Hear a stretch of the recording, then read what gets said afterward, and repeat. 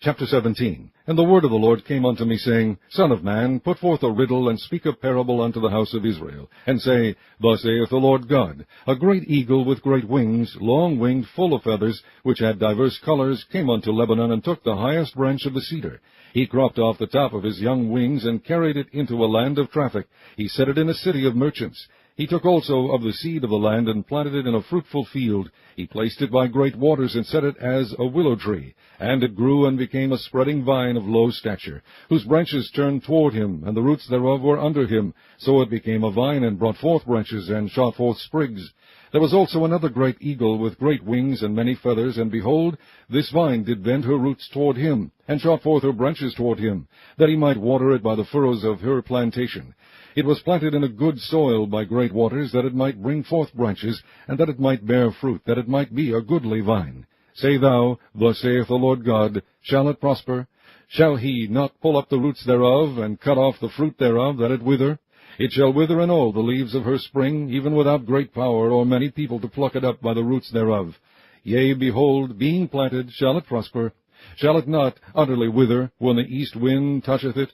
It shall wither in the furrows where it grew. Moreover, the word of the Lord came unto me, saying, Say now to the rebellious house, Know ye not what these things mean? Tell them, Behold, the king of Babylon is come to Jerusalem, and hath taken the king thereof, and the princes thereof, and led them with him to Babylon, and hath taken of the king's seed, and made a covenant with him, and hath taken an oath of him. He hath also taken the mighty of the land, that the kingdom might be base, that it might not lift itself up, but that by keeping of his covenant it might stand. But he rebelled against him in sending his ambassadors into Egypt, that they might give him horses and much people. Shall he prosper? Shall he escape that doeth such things? Or shall he break the covenant, and be delivered?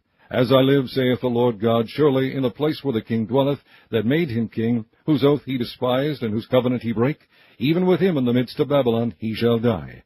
Neither shall Pharaoh with his mighty army and great company make for him in the war, by casting up mounts and building forts to cut off many persons. Seeing he despised the oath by breaking the covenant, when, lo, he had given his hand, and hath done all these things, he shall not escape.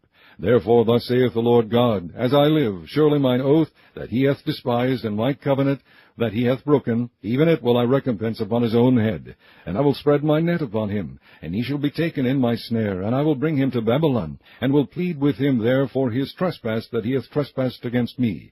And all his fugitives with all his band shall fall by the sword, and they that remain shall be scattered toward all winds. And ye shall know that I, the Lord, have spoken it. Thus saith the Lord God, I will also take of the highest branch of the high cedar, and will set it. I will crop off from the top of his young twigs a tender one, and will plant it upon an high mountain and eminent. In the mountain of the height of Israel will I plant it, and it shall bring forth boughs, and bear fruit, and be a goodly cedar, and under it shall dwell all fowl of every wing. In the shadow of the branches thereof shall they dwell. And all the trees of the field shall know that I, the Lord, have brought down the high tree, have exalted the low tree, have dried up the green tree, and have made the dry tree to flourish. I, the Lord, have spoken and done it.